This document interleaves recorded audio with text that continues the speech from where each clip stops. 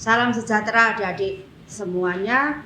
Selamat datang di masa orientasi Pramuka SMA Negeri 3 Kediri. Saya Kak Nisa Ratna Irawati akan menyampaikan materi kepenegaan untuk adik-adik para peserta didik baru yang telah resmi sebagai siswa di SMA Negeri 3 Kediri. Salam Pramuka. Adik-adik, tentang materi kepenegaan ini, yang pertama adalah tentang pengertian kata penegak. Pengertian kata penegak ini adalah mengambil kata tegak. Nah, ini diambil dari makna dari berdirinya Negara Kesatuan Republik Indonesia. Nah, pramuka penegak adalah anggota muda gerakan pramuka yang berusia antara 16 sampai 20 tahun. Nah, jadi adik-adik, ini sudah masa transisi dari penggalang ke pramuka penegak. Namun adik-adik, sebelum adik-adik resmi dinyatakan sebagai pramuka penegak di SMA Negeri 3 Kediri, maka adik-adik ini dinamakan adalah penegak tamu. Karena itu nanti akan ada suatu kegiatan yang namanya adalah pelantikan penegak untuk adik-adik itu namanya penerimaan tamu ambalan. Nah, adik-adik, sebagai pramuka penegak, secara umum usia adik-adik ini 16 sampai 20 tahun ini adalah masa-masa di mana seseorang itu suka mencari tantangan. Masa-masa di mana seseorang itu sedang giat-giatnya mencari jati dirinya.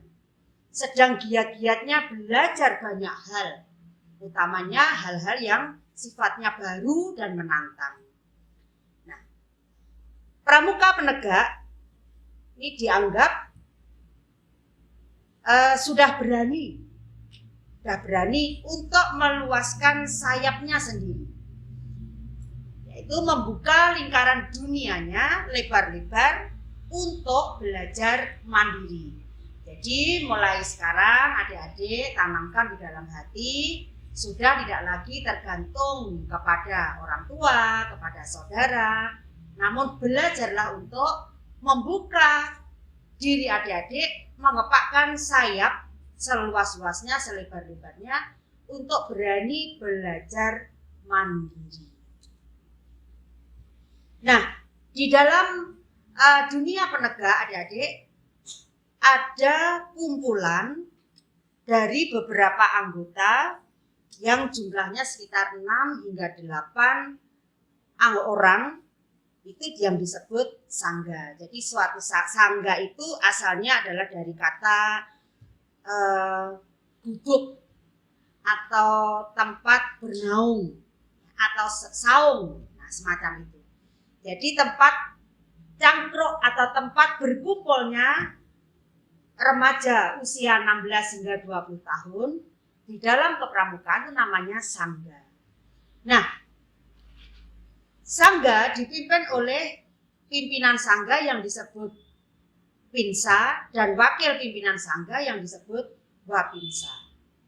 Nah, dalam dunia penegak ada beberapa nama sangga, yaitu yang pertama sangga perintis, sangga perintis ya, yang pertama.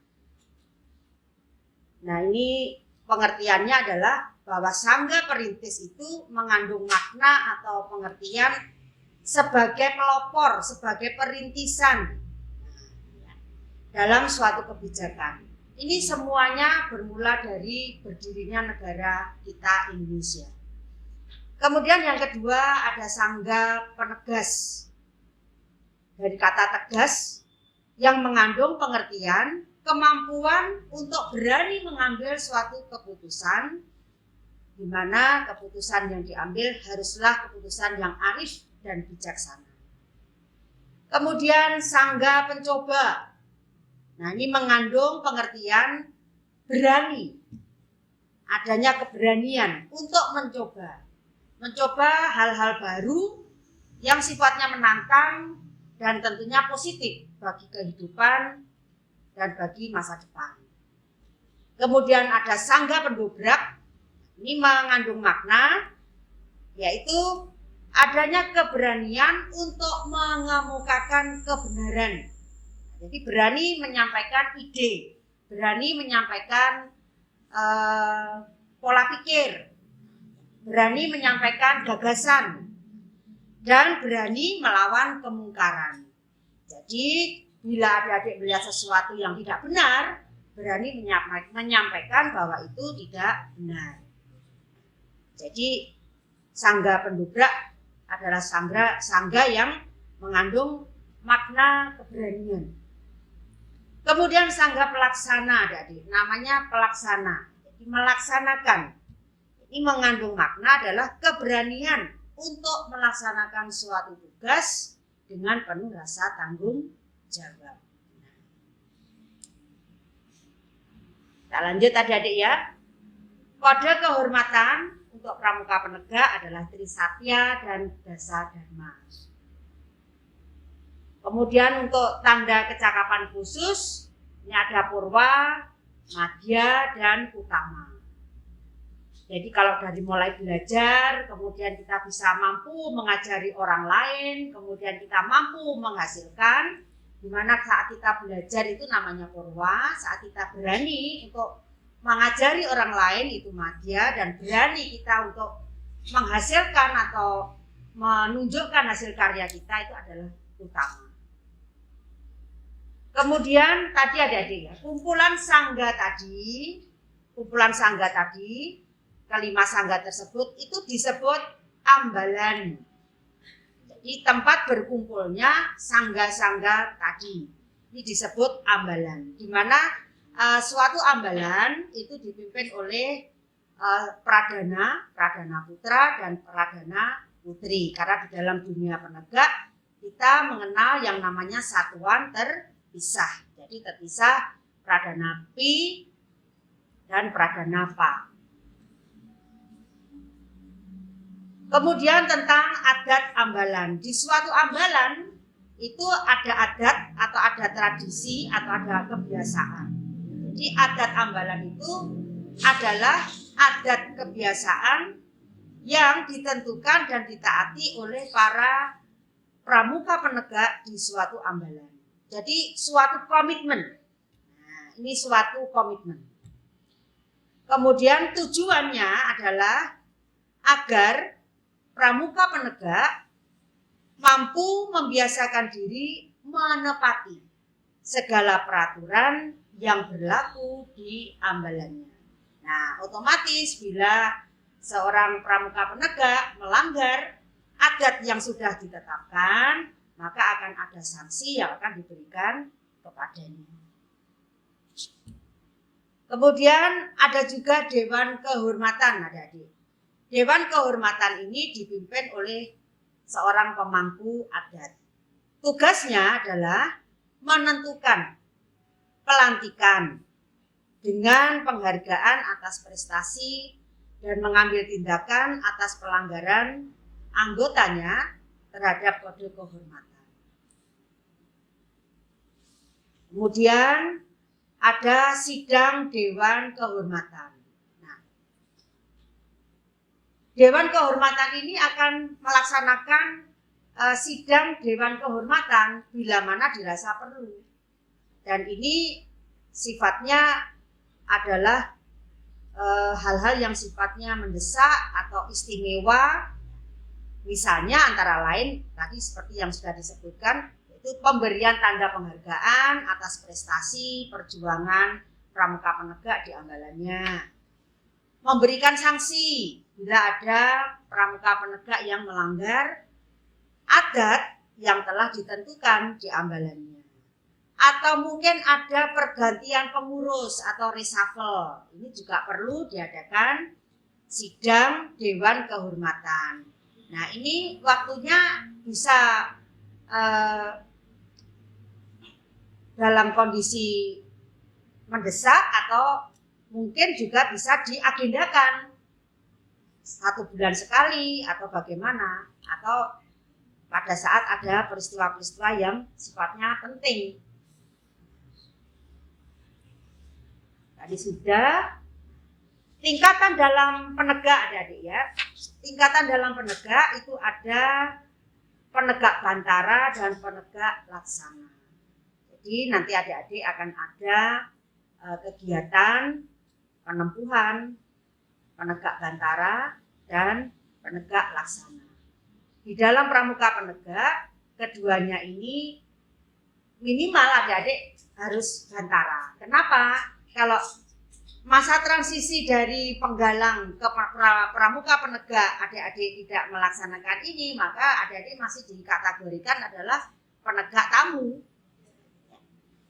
Jadi kedua tingkatan dalam penegak pramuka penegak ini, penegak bantara dan penegak laksana ini menjadi syarat mutlak kalau adik-adik ingin naik tingkat ke jenjang yang lebih mahir lagi yang namanya pramuka Garuda. Nah, kita lanjutkan adik-adik. Kegiatan-kegiatan pramuka penegak. Kegiatan-kegiatan pramuka penegak itu meliputi antara lain ada Raimuna, giat prestasi penegak, temu saka, brigadir penolong, pengembaraan atau penjelajahan, survival, latgab atau latihan gabungan, pertisaka yaitu perkemahan bakti satuan karya, ada jota-joti, diapinsa, latihan kepemimpinan atau LPK, diklat instruktur muda. Nah, ini diklat instruktur muda ini merupakan agenda wajib di ambalan kita di Pramuka SMA Negeri 3. Di mana sertifikatnya adik-adik ini bisa adik-adik gunakan nanti pada saat adik-adik selesai sekolah, bisa digunakan sebagai SIM untuk memberikan pelatihan kepramukaan, membantu pembina di SD. Karena untuk menjadi pembina itu adik-adik harus mengikuti minimal kursus mahir dasar. Nah, sebelum kursus mahir dasar adik-adik jalani, maka sertifikat atas diklat instruktur muda ini bisa adik-adik gunakan nanti untuk membantu kakak-kakak pembina di golongan siaga di SD. Kemudian ada MHR,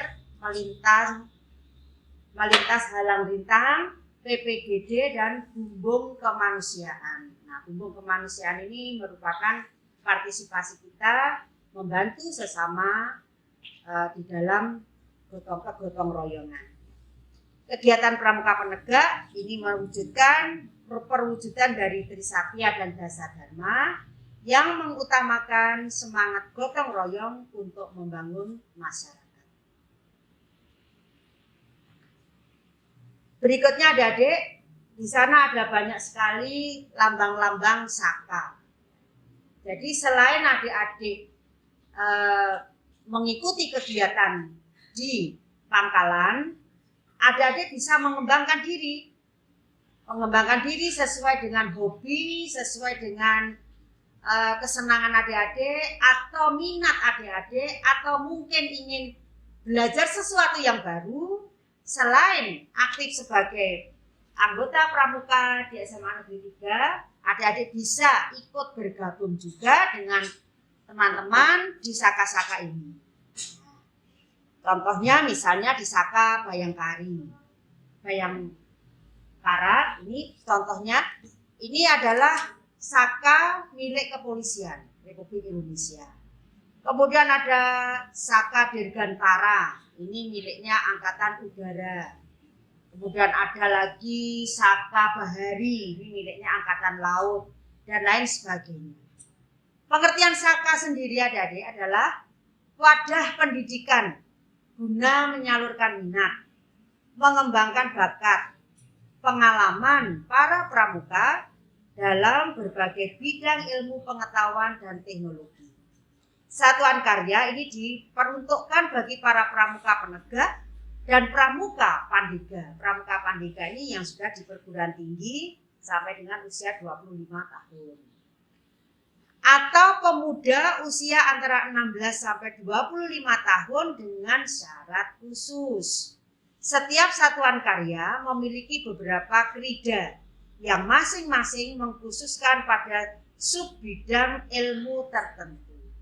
Nah, seperti contohnya sekarang ini sedang pandemi, rekan-rekan di Saka Bakti Wisada ini banyak sekali aktivitasnya, antara lain yang paling simpel adalah dengan memberikan sosialisasi kesehatan kepada masyarakat, juga bagi-bagi masker, penyemprotan dan sebagainya. Ini adalah milik instansi kesehatan. Dan untuk Saka ini adik-adik bisa mencari informasi lebih lanjut bila nanti ingin bergabung. Disilahkan ya adik-adik. Kita lanjut adik-adik. Habis materinya. Nah, mungkin adik-adik ada yang bertanya, mungkin adik-adik ada yang kurang jelas. Nanti adik-adik silahkan untuk bertanya kepada pendamping gugusnya masing-masing.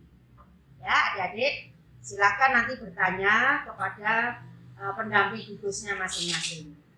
Nah, mungkin apa yang kakak sampaikan ini ada yang belum jelas, nanti bisa ditanyakan di sana. Nah, atas perhatiannya kakak sampaikan terima kasih. Kurang lebihnya kakak minta maaf yang sebesar-besarnya, karena dunia kepenegakan ini masih sangat panjang dan lebar untuk bisa dibahas dan bisa dikembangkan. Nah, adik-adik bisa menambah wawasan itu dengan banyak bertanya, banyak membaca, khususnya terus berkoordinasi, berkonsultasi dengan kakak-kakak pendamping gugusnya masing-masing. Saya akhiri adik-adik, terima kasih atas perhatiannya. Salam sejahtera, salam pramuka.